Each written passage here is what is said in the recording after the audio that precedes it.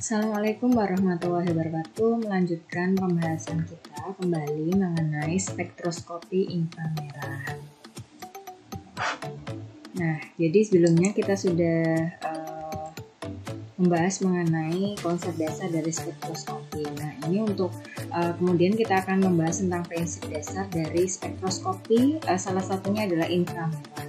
Jadi, ketika senyawa organik itu dikenai dengan sinar inframerah, nah, pada frekuensi tertentu, yaitu pada bilangan gelombang 500 sampai 400 cm², maka beberapa frekuensi akan diserap oleh senyawa.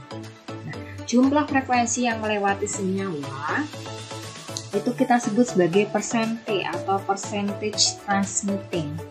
Nah, ini ada untuk persentenya nanti akan menunjukkan seberapa besar jumlah frekuensi yang melewati senyawa dan yang diserap. Nah, jadi untuk persentenya 100, kalau persentenya 100 itu berarti semua frekuensi dapat melewati senyawa tanpa diserap sama sekali.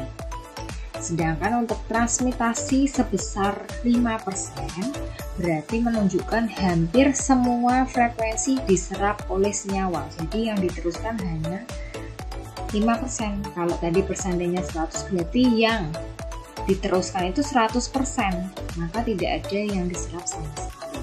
Nah, ini adalah spektra inframerah. Contohnya adalah dari 1 propanol. Ini untuk rumus nanti ya, rumus bangunnya nanti adalah CH3, CH2, CH2OH. Kita lihat di sini ada gugus OH, kemudian ada ikatan antara C dengan hidrogen, karbon dengan hidrogen, kemudian ada ikatan antara karbon 1 dengan karbon 2. Nah, kita lihat di sini. Jadi nanti yang kita amati adalah puncak. Nih, jadi yang kita amati adalah puncak yang terbentuk ketika persentenya itu kecil, artinya adalah yang diserap oleh senyawa tersebut itu banyak dan yang dilewatkan itu hanya sedikit. Nah, ini ada beberapa puncak ya yang bisa kita amati untuk mengidentifikasi ini nanti gugus fungsinya apa saja, yaitu pada bilangan gelombang sebelah kiri 3000-an atau lebih dari 3000-an dan kurang dari 3000-an. Nah, kita lihat ya, ini juga sama, kemudian daerah sekitar 800-an.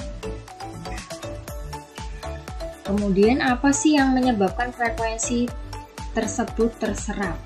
Nah, setiap frekuensi sinar memiliki panjang gelombang tertentu. Jika frekuensi tertentu diserap ketika melewati sebuah sampel senyawa organik, untuk frekuensi ini akan ditransfer ke senyawa tersebut dan sebanding dengan frekuensi yang timbul pada getaran ikatan kovalen antar atom dalam molekul senyawa. Jadi pada saat frekuensi sinar itu diserap, dilewatkan pada suatu sampel senyawa organik, maka ini frekuensi sinar tersebut itu akan ditransfer ke senyawa tersebut sebanding dengan frekuensi yang timbul. Jadi akan menimbulkan getaran ikatan kovalen antar atom dalam molekul senyawa. Nah, untuk pergerakan ikatannya, jadi pada ikatan kovalen, atom-atom itu tidak disatukan oleh ikatan yang kaku. Nah, kedua atom berikatan karena kedua inti atom tersebut terikat pada pasangan elektron yang sama. Jadi kedua inti atom tersebut itu akan bergetar. Jadi maju mundur, bisa depan belakang atau saling menjauh dalam posisi yang memungkinkan. Nah, jadi ini ya.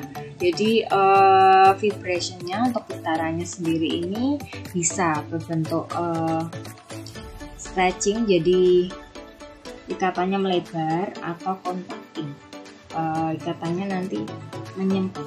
Nah, kita lihat ini yang stretching, jadi ini ikatan antara ini atomnya tadi ya. Kemudian ini bisa stretching ataupun bisa contracting. Nah, untuk getarannya sendiri, untuk vibrasinya sendiri ini juga bisa menyebabkan pembengkokan ikatan. Jadi awalnya seperti ini ya, ikatan antara indera tadi ini bisa membengkok ke atas atau mungkin membengkok ke bawah. Nah, jadi bisa maju, mundur, depan, belakang, dan sebagainya. Jadi untuk ikatan kovalen ini akan selalu bergetar setiap saat. Pada saat apa sih? Ketika disinari dengan jumlah ini ya, dengan jumlah yang tepat. Jadi jumlah sinar yang tepat, sehingga tadi kan dengan frekuensi tertentu ya, ini akan menyebabkan terjadinya getaran ke tingkat yang lebih tinggi. Jadi akan terjadi vibrasi ke tingkat yang tereksitasi. Karena yang terlibat pada pembelokan ini atau vibrasi ini itu berbeda-beda pada jenis ikatan, maka setiap jenis ikatan itu akan menyerap sinar inframerah dengan frekuensi yang berbeda-beda.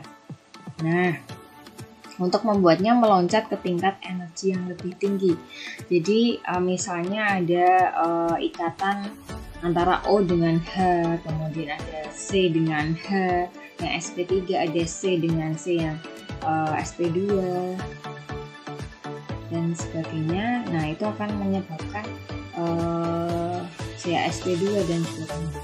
Nah, ini akan menyebabkan frekuensi yang diserap nanti beda-beda. Contohnya misalnya kita lihat pada program. Nah, ini kita lihat tadi gambar sebelumnya ya, sudah ada. Nah, ini energi absorb due to OH bond stretching. Nah, ini energi itu akan diserap pada ikatan O dengan H. Nah, ini terjadi vibrasinya adalah stretching. Nah, kemudian untuk ini pada daerah sekitar 1500 kurang dari 1500-an itu energi diserap karena adanya ikatan C dengan H. Ini terjadi vibrasi yang pembengkokan.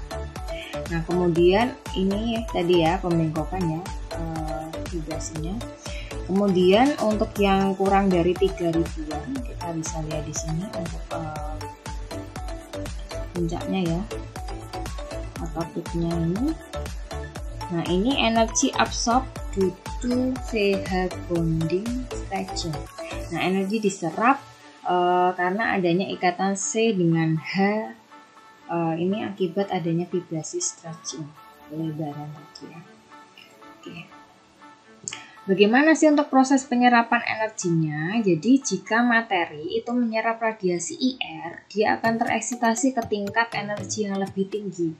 Tetapi hanya energi atau frekuensi yang punya ordenya yaitu 2 sampai 10 kilokalori per mol, itu yang dapat menyebabkan terjadinya vibrasi rentangan atau stretching, dan kemudian tadi ya vibrasi bengkokan atau bending dari molekul-molekul kovalen.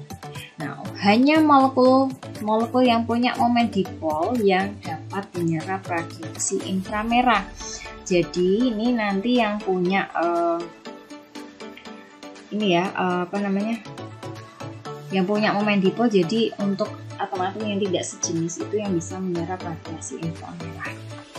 Nah, jadi untuk vibrasi molekul tadi sudah dijelaskan sedikit, ada vibrasi ulur, stretching vibration, yaitu vibrasi yang mengakibatkan perubahan panjang ikatan suatu ikatan. Jadi panjangnya kan berbeda. Tadi kan ada yang lebar, ada yang menipis. Kemudian ada vibrasi tekuk atau kita sebut sebagai bending atau vibrasi bengkokan. Ini vibrasi yang mengakibatkan perubahan sudut antara dua ikatan. Jadi ini yang stretching. Kemudian yang satunya ini adalah yang bending.